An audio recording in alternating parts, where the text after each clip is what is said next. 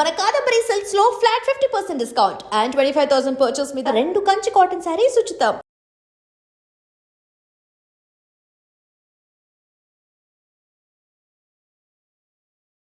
హరీష్ నాగరాజ్ గారు చెప్పండి. నేను నితీష్ గారు. ఎలా ఉన్నారు sir? Yeah, I'm very much fine. Okay. మనం మాట్లాడుకునేటప్పుడు ఒక విషయం చేద్దాం అనుకుంటున్నాను అన్న. చెప్పండి అన్న. వాళ్ళని కలిసి వచ్చావా ఇవాళ? వెళ్ళలేదు, మీరు రమ్మన్నారు కదా, ఫాస్ట్గా వచ్చేసాను. అర్థమైందా ఎవరినో? ఓకే. సో ఎవరిని కలిసి రావటం మామూలుగా మా వాళ్ళకి తెలియాలి అని అంటే ఆవులు. ఆ, ఏంటది ఆ సెంటిమెంట్ ఏంటి, లేకపోతే మీ మధ్యన ఆ రిలేషన్షిప్ ఏంటి? సెంటిమెంట్ అని చెప్పను కానన్నా, సో ఒక సిట్యువేషన్ వచ్చినప్పుడు మొత్తం బ్లాంక్ అయిపోయింది లైఫ్. అయినప్పుడు అదే టైంకి ఒక పాట తీస్తావా అని చెప్పి శ్రీధర్ గారు అడిగారు, మధురా శ్రీధర్ గారు. సో అడిగినప్పుడు ఎస్ సార్ తీస్తాను, ఆయన నాకు ఎట్లాగో వీడియో సాంగ్స్ తీయడం ఇష్టం, నేను అంతకుముందు తీసినా కూడా చూపించాను ఆయనకి. ఓకే అని చెప్పేసి పలానా కళామందిరి గారిని కలవు అని చెప్పేసి వెళ్ళారు, కళామందిరి కళ్యాణ్ గారిని. ఛానల్ అది విన్నాను పేరు. సో ఆయన కలవటం ఈ రోజు వరకు దేవుణ్ణి నిజంగా I should say thanks to him. Yeah, for you life turning. So ఆయనతో ఒక శివరాత్రి రోజు కలిసాం, అది కూడా మన రాజ్కాంత్ గురు గారి ఫాదర్ అదే మన శివానందమూర్తి గారు ఒక పాట, ఈ పాట తీసిన వాళ్ళు చాలా బాగుంటుంది అని చెప్పి ఒక పాట సిగ్నేచర్ చేశారు ఆయన. శివానందమూర్తి గారు సద్గురు. ఎస్, మన రాజ్కాంత్ గురు గారి ఫాదర్ గారు. అవునా? శివానందమూర్తి గారు. ఓకే. సో వాళ్ళ మనవరాలు పాటలు యాక్ట్ చేయబోతుంది. సో ఇంత పెద్ద విషయం జరిగింది ముందల. ఓ, ఆ మనవరాల అమ్మాయి. ఆ శివుడి పాట తీయటం వల్ల నాకు కళామందిరి కళ్యాణ్ గారితో మంచి రిలేషన్, మా ఇద్దరి చాలా టేస్ట్లు కలవటం, ఇట్లా ఆవును పెంచుకుందాం అట్లా ఇట్లా అని చెప్పేసి కరెక్ట్గా మేము మాట్లాడుకున్న నెల రోజులు ఆవు ఉంది. ఎలా జరిగిందో తెలియదు, అది కూడా ప్రెగ్నెంట్ ఉన్న ఆవు. అబ్బా. సో అట్లా కరెక్ట్ 1 మంత్లో పుట్టింది. పుట్టంగానే అసలు సో హ్యాపీ. అసలు అంటే నేను చూద్దాం అనుకున్న లైఫ్, నేను గడుపుదాం అనుకున్న లైఫ్ కళ్ళ ముందు ఇంత ఫాస్ట్గా వచ్చేస్తుందని అనుకోలేదు. సో అట్లా ఆ ఆవు డైలీ దాన్ని చూస్తే కానీ నేను బయటికి వెళ్ళబుద్ధి కాదు, అట్లా అలవాటు అయిపోయింది కొన్ని రోజులు. ఈ విషయం నేను ఈ పాయింట్ ఎందుకు అడిగానంటే, దానికి ముందు మనం చాలాసార్లు కలుస్తున్నప్పుడు నువ్వు కొంచెం సాడ్గా, because there were couple of things వచ్చి వెళ్ళటం ఇవన్నీ జరుగుతున్నాయి. సడన్గా చాలా హైపర్గా, యాక్టివ్గా, ఆనందంగా ఉంటే ఏంటన్నా ఏమైనా ప్రాజెక్ట్ వచ్చిందా అంటే లేదన్నా అంటే మరి ఏంట్రా ఎప్పుడు లేని ఇంత ఆనందంగా ఉన్నావు అంటే that's when you told me the story. కానీ అది ఇప్పటిదాకా కంటిన్యూ అవుతుందా అనేసి నాకు డౌట్ వచ్చి రెగ్యులర్గా వెళ్ళి కలిసి వస్తుంది. అవును. భీమిలి వెళ్ళావు అయితే నువ్వు? ఎక్కడికి వెళ్ళలేదు నేను. సద్గురు గారిని అక్కడ కలవలేదు అయితే? ఓకే. ఆయన చనిపోయే ముందు రాశారనమాట ఇది ఆయన. ఓకే. సో అందుకని ఆ పాట చాలా ప్రత్యేకం, అట్లా పరిచయం అయింది, అట్లా వచ్చింది ఇదంతా. సో ఎందుకంటే ఒక్కసారిగా లైఫ్ని రిఫ్రెష్ చేసింది నాకు ఆవు ఎఫెక్షన్, అది నన్ను చూసే చూపు. 4 రోజులు వెళ్ళంగానే నేను రాకపోతే అది అరవటం. అచ్చా. నేను రాగానే పరిగెత్తుకుంటూ వచ్చేసి నా మీద దూకటం, ఇవన్నీ నేను లైఫ్లో ఫస్ట్ టైం టేస్ట్ చేస్తున్నాను. ఆవా దూడ. ఓకే. లైఫ్లో ఫస్ట్ టైం ఎక్స్పీరియన్స్ అవుతున్నాను ఇదంతా. నేను విలేజ్లో పుట్టలేదు, విలేజ్లో పెరగలేదు, కానీ ఎక్కడో శివుడు ఏదో కనెక్షన్ ఉంది అని ఒక చిన్న భావన అయితే ఉండేది. నేను డాన్సర్ని చిన్నప్పుడు. సో పేరు కూడా పెట్టినట్టున్నావు అనుకుంటాను కదా నువ్వు? అది చాలా ఉన్నాయి అన్న, చాలా వరుసగా పేర్లు ఉన్నాయి. నువ్వు అనుకున్న పేరు ఏంటది? అది వద్దులేండి అన్న, నార్మల్ చెప్తున్నాను. దానికి బేసిక్గా లక్ష్మి. ఓకే. లక్ష్మి అట్లా చాలా చాలా ఉన్నాయి. ఇప్పటికీ 14-15 సంతానం. మొన్న కూడా మినియేచర్ కౌస్ 2 కొన్నారు. ఓకే. సో అవి కూడా కళ్యాణ్ గారు ఆవు సంబంధించిన ఏదైనా పిలిచేస్తారు, హరీష్ నురా అన్నారు. ఏమంటే ఫోన్ చేస్తే వెళ్ళి చూసి 1 ఫీట్ కోర్స్ వస్తున్నాయి రామ్మ అన్నారు. మా ఇద్దరికి అదొక ఆనందం అనమాట. కొత్త ఆవు పుట్టిన ప్రతి డెలివరీలో నేను ఉంటాను. ఆవు డెలివరీ అవుతున్నప్పుడు అక్కడ నన్ను పిలుస్తారు, ఇంకా నువ్వు ఉండు అని. అండ్ ఎన్ని షార్ట్ ఫిలిమ్స్ చేసావు, వెబ్ సిరీస్ చేసావు, అన్నీ చేసావు కదా. ఆవు క్యారెక్టర్ ఎప్పుడైనా పెట్టావా ఇందులోనైనా? అంటే నేనైతే చూడలేదు. ఆవు క్యారెక్టర్ అనేది ఏమి ఉండదు అన్న. బేసికలీ ఏంటంటే ఇట్స్ నేచర్ ఫ్రెండ్ అంతే. సో అంటే ఆవు చుట్టూ తిరిగే స్టోరీ లాంటిది ఏమైనా రాసుకున్నావా? That's my question. లేదు ఇంకా. ప్రాబబ్లీ ఏమో. ఎందుకు అంటే మన animal welfare is very strong. So మనం సినిమా అంతా ఆవు గురించి పెట్టాలి, ఇది పెట్టాలన్నా కూడా మనం న్యాచురల్ ఆవుని తీసుకొచ్చి మనం వాటిని ఇబ్బంది పెట్టలేము. ఓ అలా ఆలోచించి సో డెఫినెట్గా విఎఫ్ఎక్స్ అనేది చేయాలి. ఆ విఎఫ్ఎక్స్ అనేది it won't be looks natural అని ఇదనమాట. చాలా దూరంగా ఆలోచించావు నాన్న. దూరం కాదు, ప్రతిదీ నేను ఫస్ట్ ఏది తీయాలన్నా కూడా ఫస్ట్ ఏది కష్టం అనేది ఆలోచించాలి. మనకున్న బడ్జెట్స్కి ఏంటి, మనకున్న దీనికి ఏంటి, మనం ఎంతవరకు వెళ్ళగలం, మన నమ్మి ఎవరు రాగలుగుతారు ఫార్వర్డ్కి, ఇవన్నీ ఉంటాయి.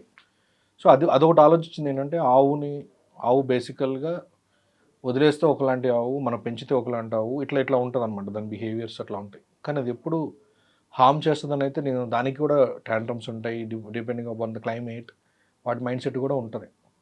సో మన ఆవును తీసుకొచ్చి అది మధ్యలో దాన్ని ఏమైనా జరిగితే సినిమా అనేది end of the day business, right. అది మనం స్పాయిల్ చేయలేం కదా.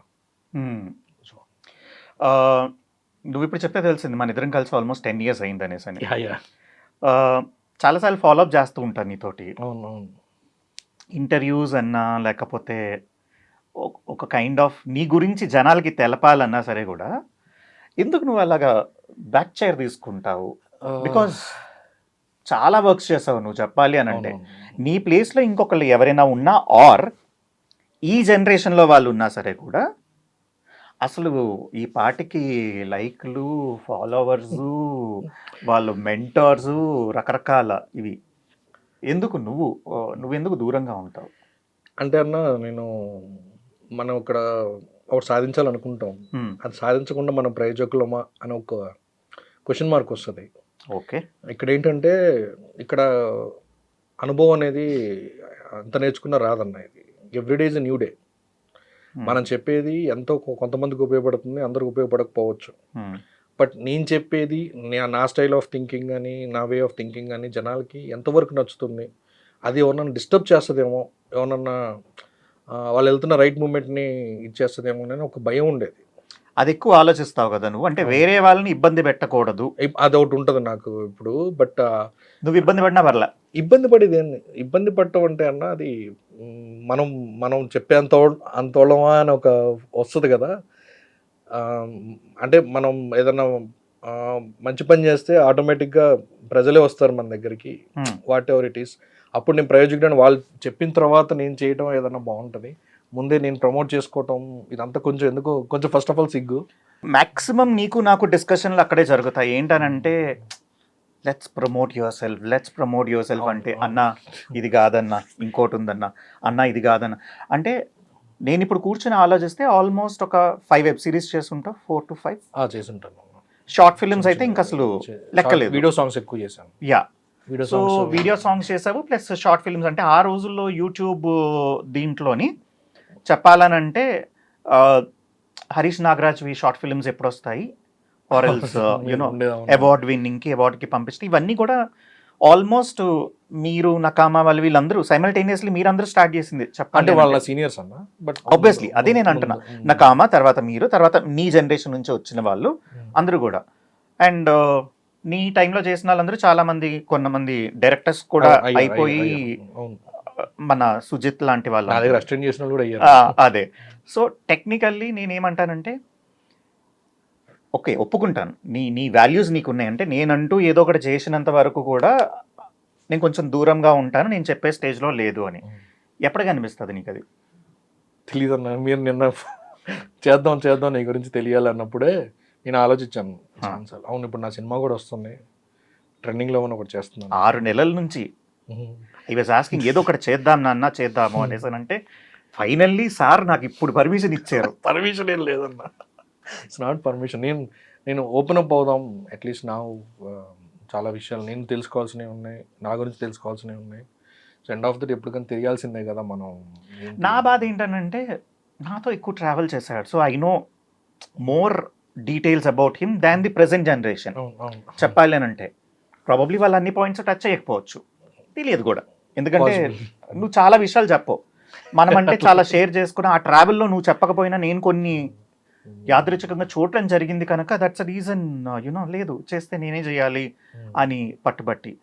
ఇక్కడ వచ్చేటప్పటికి షార్ట్ ఫిల్మ్స్ కానీ లేకపోతే అంతకుముందు షార్ట్ ఫిల్మ్స్ తోనే స్టార్ట్ చేసాం అనుకుంటాను. షార్ట్ ఫిల్మ్స్ కదా, దానికన్నా ముందు యాంకరింగ్ చేసాను, అదే నేను కూడా చేయాల్సి వచ్చింది. ఎగ్జాక్ట్లీ.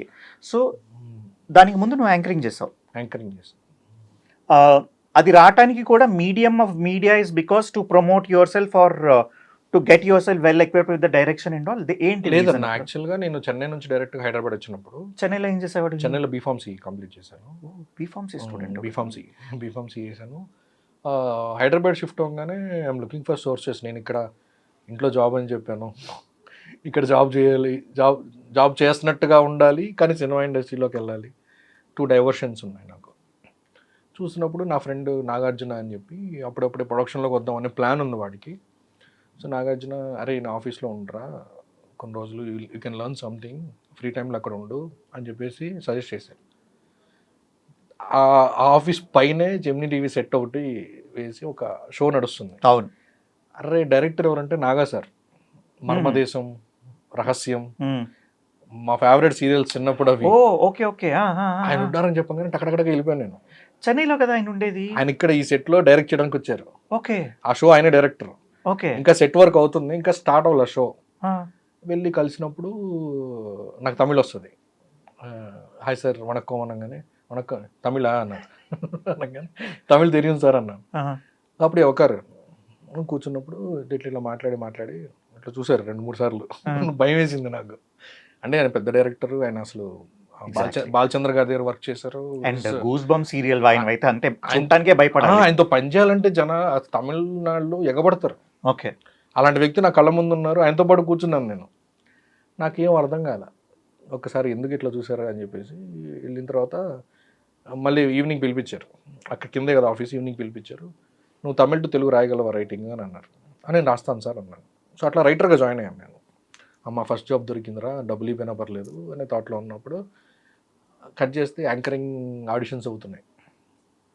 ఇప్పుడున్న పెద్ద యాంకర్లు అందరూ దానికి ఆడిషన్, బయట అందరూ ఇప్పుడు ఆడిషన్ అలా వెయిట్ చేసేవాళ్ళు అలా వెయిట్ చేస్తున్నారు. మ్యూజిక్కి కదా, మ్యూజిక్. అప్పుడు మా మ్యూజిక్ ఇదంతా కొంచెం ఫేమస్ అవుతుంది అప్పుడు. అన్ని మ్యూజిక్ ఛానల్స్, జెమినీ మ్యూజిక్, ఇవన్నీ అందులో ఉన్న మెయిన్ మనం ఎక్కడ టీవీలో చూసి అరే యాంకరింగ్ భలే చేస్తున్నాడు అనుకుంటాం, వాళ్ళే ఆడిషన్ కూర్చున్నారు. అవును. నేను అందరినీ ఆడిషన్ అంతా రాసుకుంటున్నాను, ఎవ్రీథింగ్ ఈజ్ అన్నప్పుడు అందరిని పంపించేయండి, డన్ ఫర్ ద డే అన్నారు.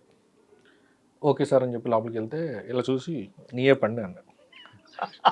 సార్ ఎన్న సార్ சொல்றீங்க అన్న. ఏం సార్ చెప్తున్నారు అనగానే వీళ్ళు ఎవ్వరు వద్దు, నాకు ఫ్రెష్ ఫేస్ కావాలి, నువ్వు చేసే అన్న. సార్ నాకు యాక్టింగ్ రాదు సార్. ఆయన అనుమానంగా చోట్ల వచ్చేసినాయి నాకు. ఆయన అనగా నాకు అర్థం కాల. సార్ నేను చేయలేను సార్ అనగానే ఇట్లా అన్నారు ఎవరో పక్కన ఉన్నాను. ఇలా స్క్రిప్ట్ తీసి ఇంత పుడి రేపు చదువుకొనిరా, ఎల్లుండే షూట్ అన్నారు. నాకు అర్థం కాల. వెళ్ళి చూస్తే 7 pages, ఒక్క కట్టు కూడా చెప్పను, 7 pages నువ్వు చెప్పాలి అన్నారు.